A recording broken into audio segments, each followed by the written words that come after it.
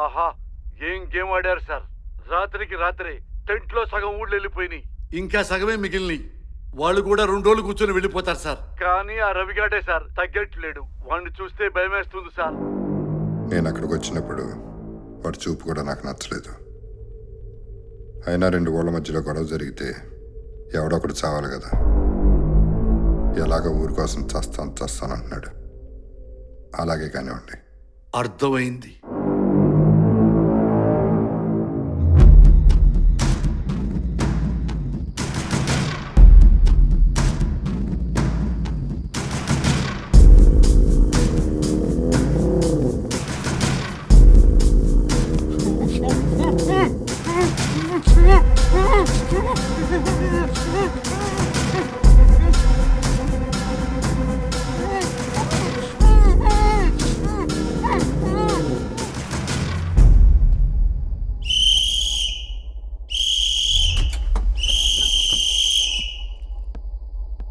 ఏమైంది?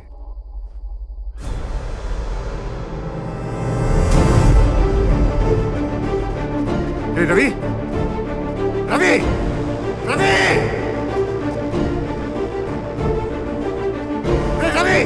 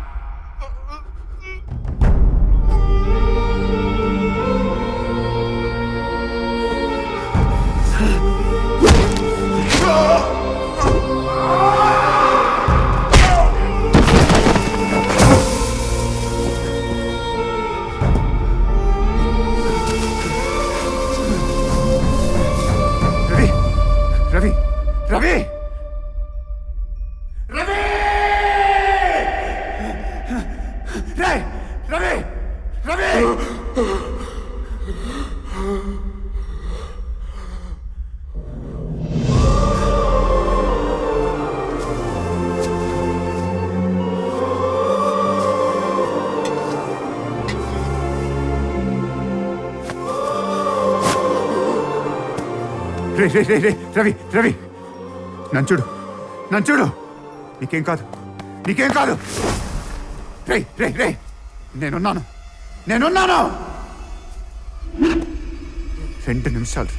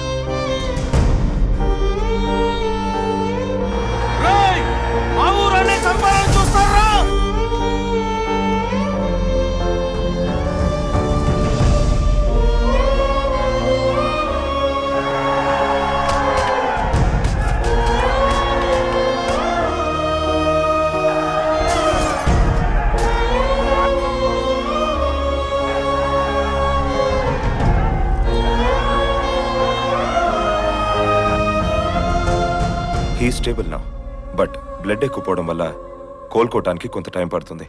కొన్ని రోజులు అబ్జర్వేషన్లో ఉంచాలి.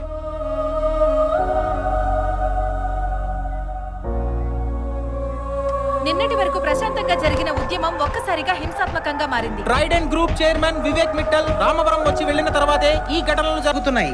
Will Vivek Mittal answer these questions or will he remain silent, being called the conspirator behind this violence? Vivek Mittal press meet పెట్టాడంట. మన దేశంలో మీడియాకి జనానికి బాగా అలవాటైపోయింది. ప్రతి దానికి కార్పొరేట్స్ తప్పు పట్టడం. This project is going to put India on the world map. ఈ విషయం తెలిసి అమెరికా నుంచి ఒక వ్యక్తి వచ్చి ప్రాజెక్ట్ లో షేర్ కావాలని అడిగాడు. అతనే Rishi Kumar, CEO of origin group. నేను కుదరదన్నాను. వెంటనే అదే ఊర్లో ఆఫీస్ ఓపెన్ చేసి మీ అందరి అటెన్షన్ అతని వైపు తిప్పుకున్నాడు. తను ఇక్కడికి రావడానికి 6 నెలల ముందే తన ఫ్రెండ్ని రెచ్చగొట్టి టెంట్లో కూర్చోబెట్టాడు. ఎలాగైనా ఈ ప్రాజెక్ట్ని సొంతం చేసుకోవడానికి ట్రై చేశాడు. ఆ తర్వాత ఊరు వాళ్ళ మధ్య గొడవ పెట్టి తన ఫ్రెండ్నే బలి పశువుని చేశాడు.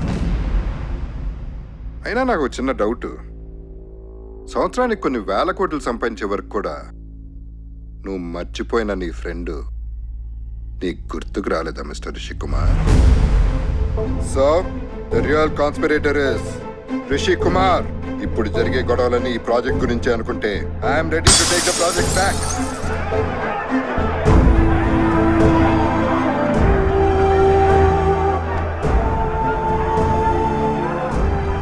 కిందకే ఎందుకురా ఎక్కడి నుంచి వచ్చి మా బతుకులతో ఆడుకుంటున్నావు? వాడు నిన్నే నమ్ముకున్నాడు కదయ్యా, వాళ్ళనే బలి కొనుక్కుంటావా? ఏం మర్చిపోయా నువ్వు? వెళ్ళు. మీలాంటి వాళ్ళ వల్ల మాలో మేము కొట్టుకు సావాలనా? ఎక్కడి నుంచి?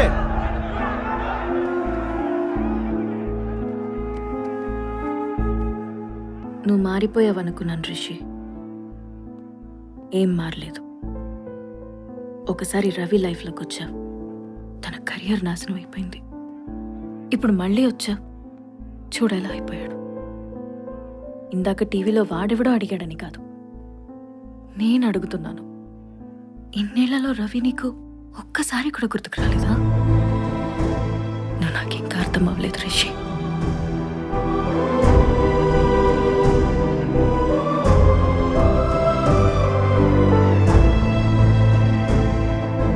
వాడిప్పుడు నీ వల్ల బతికాడనాలో, లేక నీ వల్లే ఈ స్థితికి వచ్చాడనాలో నాకు అర్థం అవట్లేదు. నువ్వు ఇంత దూరం వచ్చింది వాడి మంచి కోసమేగా. ఇప్పుడు వాడి మంచి కోసమే చెప్తున్నా బాబు, ఇక్కడి నుంచి వెళ్ళిపో.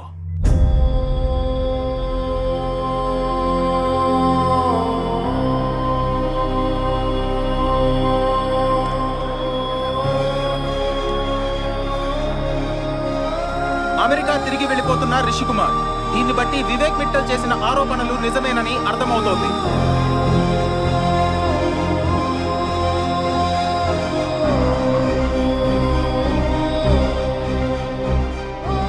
రిషి, ఏమైందిరా?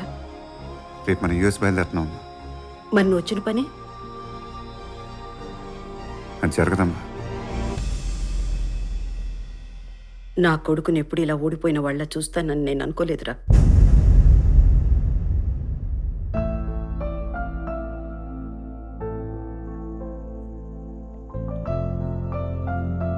మీ నాన్నని ఎప్పుడు ఓడిపోయిన వాళ్ళ చూసేవాడు కదరా రిషి. ఇప్పుడు నువ్వు వెళ్ళిపోతే నువ్వు కూడా ఓడిపోయినట్టే కదరా. ఆయన ఓడిపోతూ కూడా ఎలా నవ్వుతూ బతుకుతున్నారని నువ్వు అనుకునేవాడివి. కానీ నా దృష్టిలో మీ నాన్న ఎప్పుడు గెలుస్తూనే ఉన్నారు. నేను సివిల్స్ రాయమని ఆయన ఎందుకు ఫోర్స్ చేసేవారో తెలుసా? మీ నాన్న సివిల్స్లో టాపర్ రా రిషి.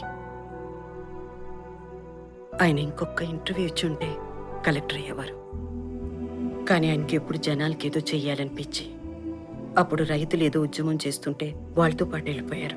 రైతులకి పోలీసులకి మధ్య జరిగిన గొడవల్లో ఆయన మీద కేసు బుక్ అయింది. కోర్టు మీ నాన్న ఎలాంటి గవర్నమెంట్ ఉద్యోగానికి పనికిరారని మెమో ఇచ్చింది.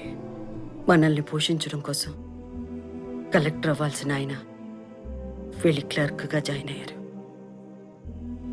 అప్పుడు కూడా ఆయన మొహం మీద నవ్వు తగ్గలేదు. కానీ ఈరోజు ఆయన బతికుంటే ఆయన మొహం మీద నవ్వు తగ్గేది. ఎందుకంటే ఆయన ఎప్పుడు నువ్వు ఒక్కడివే గెలవడం కాదు, నీతో పాటు 10 మంది గెలవాలని కోరుకునేవారు.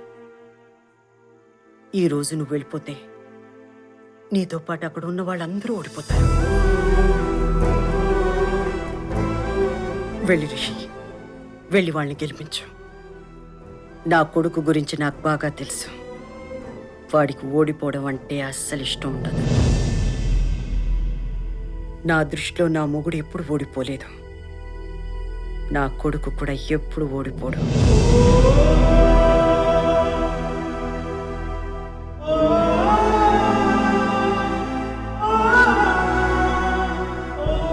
రామకృష్ణ సార్ యుఎస్కి ఫోన్ చేసి నేను రావటానికి ఇంకా టైం పట్టుద్దని చెప్పు.